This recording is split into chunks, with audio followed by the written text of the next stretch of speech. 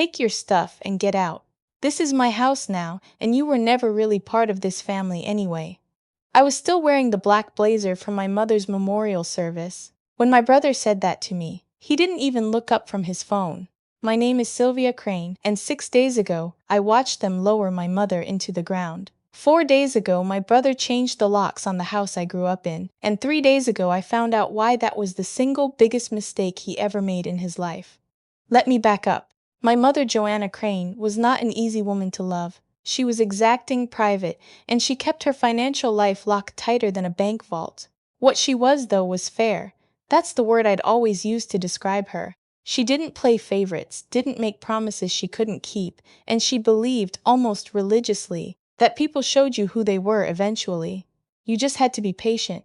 My brother, who is 4 years older than me, had never shared that patience. He'd been circling our mother's estate like a hawk since he was in his late 20s, making comments at holidays about "when all this becomes mine," laughing it off when she gave him a look. He'd borrowed money from her twice that I knew of, once to cover a bad investment in a friend's restaurant, once to pay off a debt he never explained, and both times she'd given it to him quietly without making it ugly. She was like that. She absorbed the trouble and moved on. I had a different relationship with her. Not easier, but different. I worked with her. After I finished my degree in business administration, I came back to help her manage the property she'd spent 30 years building. We're talking about a portfolio of commercial real estate, storage facilities, a small strip mall in our county, and a warehouse she leased to a distribution company. Not glamorous. Not the kind of thing that shows up in magazines, but steady and worth considerably more than anyone outside our family realized. My brother knew the number, he just didn't know all of it. The day of the memorial, people came through the house for 3 hours. Old neighbors, her book club, a few business contacts who'd known her for decades. My brother stood near the door the entire time, shaking hands, accepting condolences, wearing the grief like a costume he'd rented for the occasion. I'm not being cruel. I watched him, and I could not find one moment where it looked real. Not one. When the last car left the driveway and I was wrapping up the leftover food in the kitchen, he came in and leaned against the counter. "You should start thinking about where you're going to go," he said. I turned round slowly. "Excuse me?" "Mom left everything to me. The house, the properties, all of it." He said it the way you'd read a grocery list. "I figured you'd want some time to make arrangements." I stared at him for a long moment. "How do you know what the will says?" "She told me," he said, "a few months ago. She sat me down and told me she'd taken care of everything." Something moved through me then. Not grief, not even anger, just a quiet wrongness, like a song being played slightly off-key. My mother had never mentioned that conversation to me, and she and I talked every week, sometimes twice. She told me when she renegotiated the warehouse lease. She told me when she changed her car insurance. She was meticulous about communication. She would not have had that conversation with him and said nothing to me. But I was tired. I had been awake for most of 48 hours, and I didn't have the energy to fight in her kitchen the day of her memorial. So I nodded, said I understood, and drove to my apartment across town. I didn't sleep. I lay on top of my covers with my coat still on, staring at the ceiling, and I thought about something my mother had said to me maybe 6 weeks before she died. She'd been in the hospital for a follow-up appointment. Nothing alarming, just monitoring. And when I picked her up, she was unusually quiet in the car. Not sad, just settled. The way people get when they've made a decision. "Sylvia," she said at one point, watching the highway go by, "when something happens to me, don't let anyone rush you. Don't let anyone tell you what things mean before you've had a chance to read them yourself."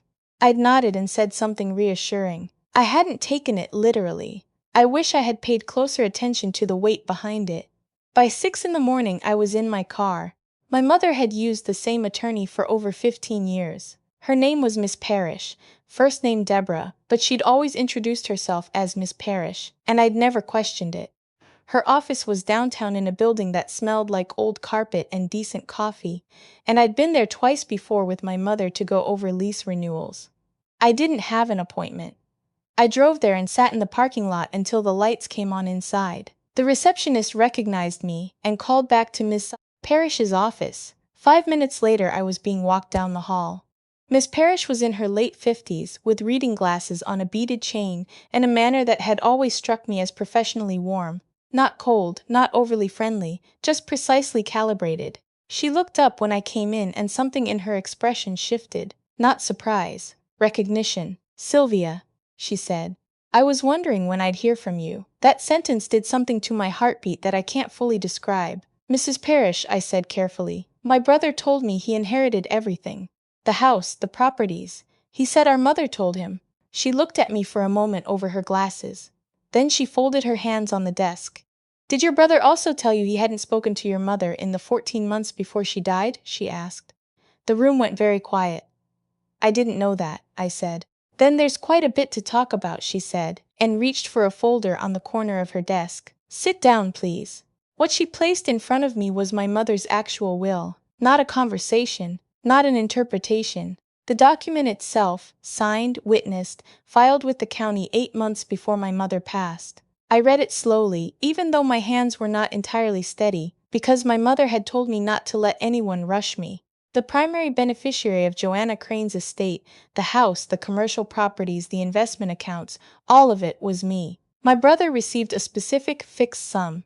Enough to be meaningful, not enough to run a company. I looked up. "He genuinely believes he's inheriting everything," I said. "He does," Miss Parrish confirmed. "And I believe your mother anticipated that he might believe it." "Why?" She turned a page in the folder and pointed to a section I hadn't reached yet. My mother, it turned out, was several steps ahead of everyone. There was a clause, a detailed one. It described something my mother called a character provision. Her words, typed up in formal legal language, but unmistakably her thinking underneath it. For 90 days following her death, any person who made legal or financial claims against the estate without basis, or who attempted to coerce, pressure, or manipulate other beneficiaries, specifically me, would be subject to a formal contest process that would result in their distribution being reduced or restructured. My mother had been watching, and she had built the consequence into the document itself before she ever needed to see how things played out. Miss Parrish let me sit with it. She didn't say anything while I reread the section twice. "He came to you," I said finally. "It wasn't a question. He called the office the evening of the memorial," she said. "He was under the impression that he was the sole heir and that his next step was scheduling an appointment to begin the transfer process." "What did you tell him?" "I told him I would be in touch." She paused. "I was waiting to speak with you first." I nodded slowly. I felt something happening inside me. Not satisfaction, not triumph, clarity, the kind that only comes when something complicated finally resolves into something simple.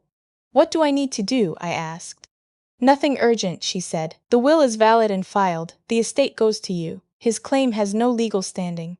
What I would recommend is that we document any contact he's made with you that constitutes pressure or coercion, because that may be relevant to how his distribution is ultimately handled."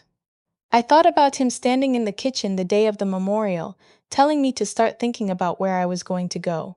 The text he'd sent at 11 o'clock that night. "Mom would have wanted this handled quickly. Don't make this harder than it needs to be." The voicemail the next morning asking if I needed help getting my things together. 3 separate attempts in less than 18 hours. I pulled out my phone. I want to stop here for a second and say something, because I know how this kind of story can sound. It can sound like I wanted this, like I was waiting for a chance to see him fall. I wasn't. He is my brother, and I spent the first 20 years of my life looking up to him in the uncomplicated way that younger siblings do, before you're old enough to see people clearly. The grief I was carrying wasn't just for my mother. It was for the version of him I'd believed in for a long time. But I also know that what he did wasn't impulsive. It wasn't grief making him say ugly things he didn't mean. He came into that kitchen with a plan. He had decided before anyone had read anything that the outcome was already settled. And he had tried to get me out of the picture before I could figure out that it wasn't. That's not a mistake. That's a choice. Miss Parrish made copies of everything I had. The texts, the voicemail, a screenshot of his email from that second morning where he'd written, and I'm quoting this from memory, "I think it would be cleaner for everyone if you didn't contest this." I hadn't even mentioned contesting anything. He was the only one who'd been thinking about a contest. She told me the formal process would take several weeks. I told her I understood and drove back across town. I sat in my car in the parking garage for about 15 minutes. Then I called him. He picked up on the second ring, which surprised me.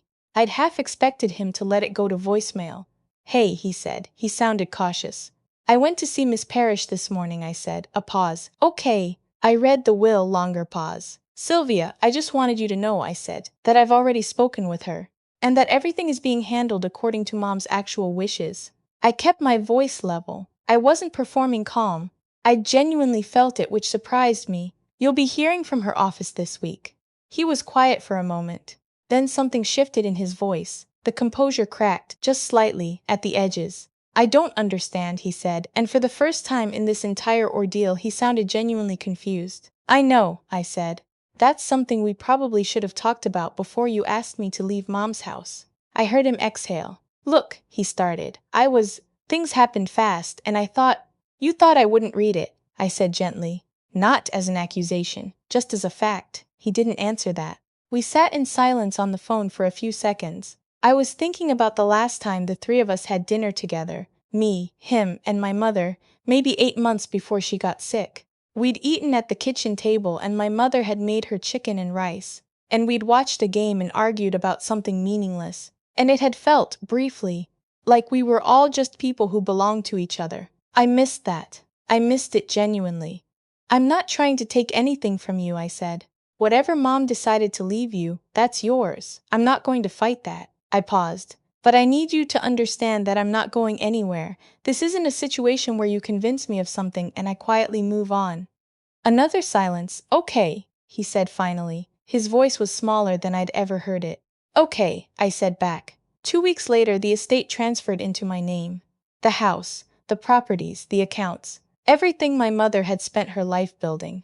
It was almost overwhelming, standing in her kitchen the first time I came back to it with keys that were actually mine. The light through the window was the same. The faint smell of her coffee was somehow still there. Everything looked identical and completely different at the same time. My brother received his distribution as specified. He signed the acknowledgement forms without contesting anything. I don't know what was going through his mind. We haven't had a long conversation since. I don't know yet if we will. What I keep coming back to is not the money or the property or any of that. What I keep coming back to is the clause my mother put in that will, the character provision, she called it, and what it meant that she'd been thinking carefully enough to write it. She knew. Not just that there might be conflict, but who would create it and how.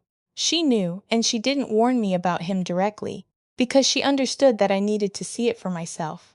She knew I would find my way to Miss Parrish's office eventually. She just needed me to do it before I accepted a version of events that wasn't true.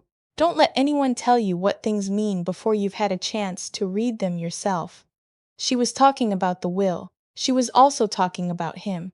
She was also, maybe, talking about herself, about the way she'd spent years absorbing his choices without naming them, and how she'd finally decided that the document was where she'd put the truth.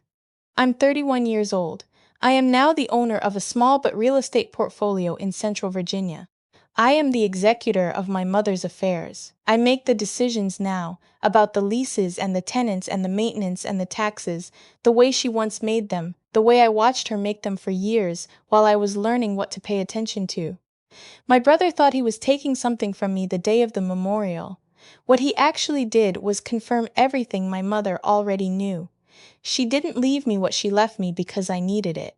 She left it to me because she had spent 30 years watching 2 children grow up, and she had seen, clearly and without sentimentality, which one of us would take care of what she'd built. She was right. She was almost always right. And the strangest thing, the thing I didn't expect, is that I don't feel angry anymore. I walk through her house and I feel her in it, not as a loss, but as a presence. Like she's still watching, still waiting to see how things turn out, still patient in that particular way she had. I think she'd be satisfied with how this one went.